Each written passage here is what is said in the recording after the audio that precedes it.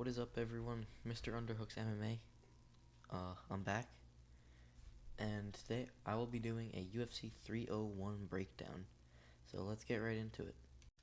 So, with no time to waste, let's go to this first fight: Paul Craig versus Kyle Boralho.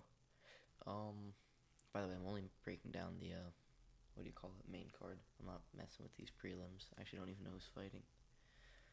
Nobody. Okay, actually good fight. Um, Elvis Brenner wins, but pretty good fight. Joaquim Silva. Ooh, Ismail Bonfim. Probably going to win. And Alessandro Costa. This guy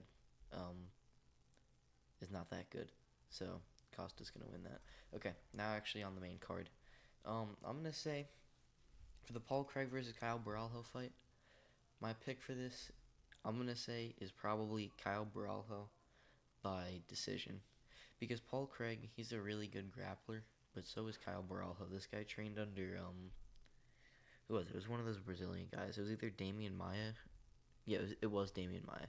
He's like one of Damian Maia's students, but he's actually not a terrible striker either. He's got a few knockouts under his record. Actually, same amount of knockouts as he does submissions, which is pretty interesting.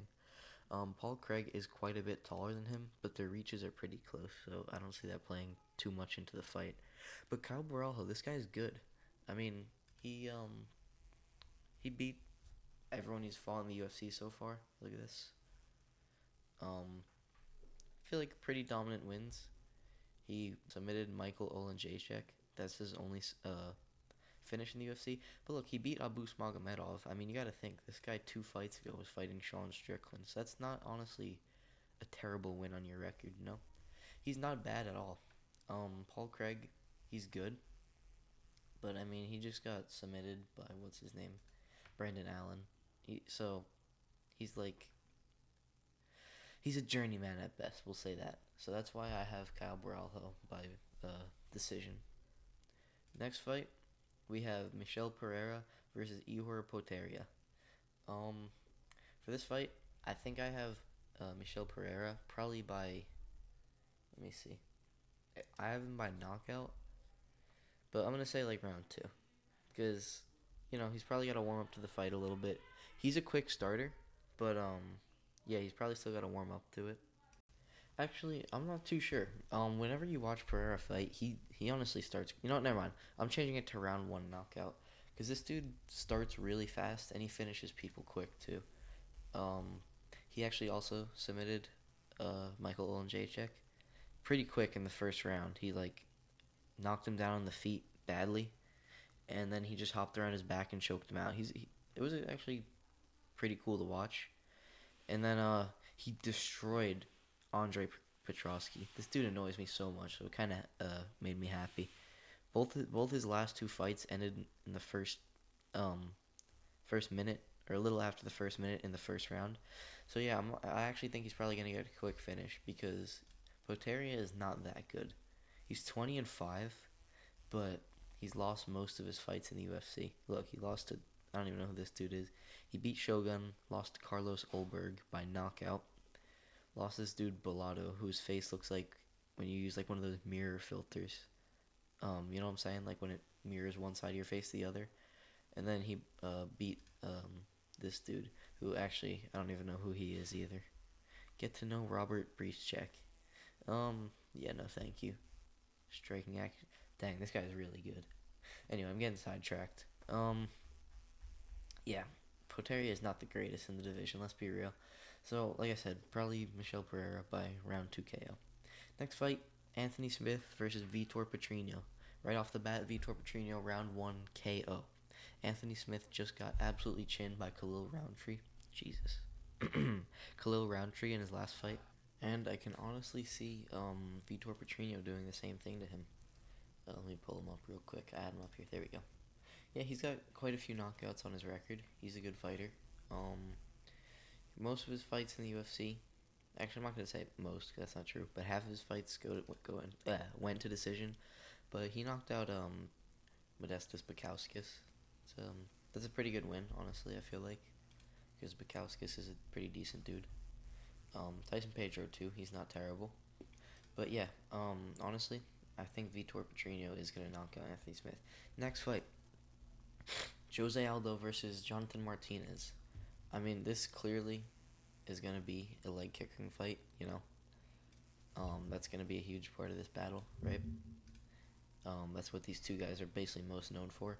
Although at the end of his career, Aldo threw less leg kicks than he did in the past, which he still had a bunch of success. I mean, his only losses were to Peter Yan and to Dwalishvili. He won 3 of his last 5, which isn't terrible. He beat Chito Vera. But yeah, I honestly think I have Aldo winning by probably decision. I think this is going to be kind of a boring fight, honestly. They might just be fighting from a distance. I think Aldo should try to mix in some grappling if he can. But I don't see this fight being too entertaining. I see it being kind of close, but I feel like Aldo probably gets the win. Again, Jesus. Over Jonathan Martinez, I think he's going to land maybe the better leg kicks, land some nice combos on him. And, yeah, just kind of piece him up the whole time, really. So, that's my pick. Jose Aldo by decision. Next, the main event, Pantoja versus Erceg. I honestly like both these guys, and I don't want either of them to lose. But, I think Pantoja wins this. It's going to be kind of close, I feel like, because, Erceg's a good fighter, and so is Pantoja, but I think we're going to kind of see levels to it, Pantoja is going to be, he is a better striker, and I honestly think that's kind of what this fight's going to come down to, because call me crazy, but Erceg is definitely the better grappler. I'm not going to say definitely, but Erceg is probably the better grappler of the two. People think Erceg is, a knockout artist because of his last fight against Matt Schnell, where he knocked him out. But Steve Erceg in the past has always been a grappler. He's just decent on the feet and kind of knows what he's doing. Before he got to the UFC, most of his wins were by submission. His win against Matt Schnell was only his second knockout of his career. And his only other knockout was his third fight in his, pro record, I guess. So I think the grappling is going to kind of even out.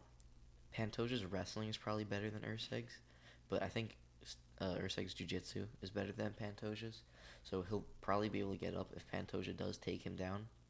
Erceg is a big flyweight, so I think it's going to be kind of hard for Pantoja to bully him in the grappling like he does to most of the other flyweights. So I think it's honestly going to come down to the striking, where I think Pantoja is better than Erceg. Erceg does have good boxing, but we haven't seen much kicking out of him, really, and he's definitely a better boxer than he is a kicker. So, I see Pantoja probably outstriking him. That's probably what's going to happen, let's be real. Pantoja, I think, just is the better fighter. But Steve Erceg will put up a good fight. Erceg could take Pantoja down at some point, maybe threaten a submission, but I don't know if he'll even pass Pantoja's guard.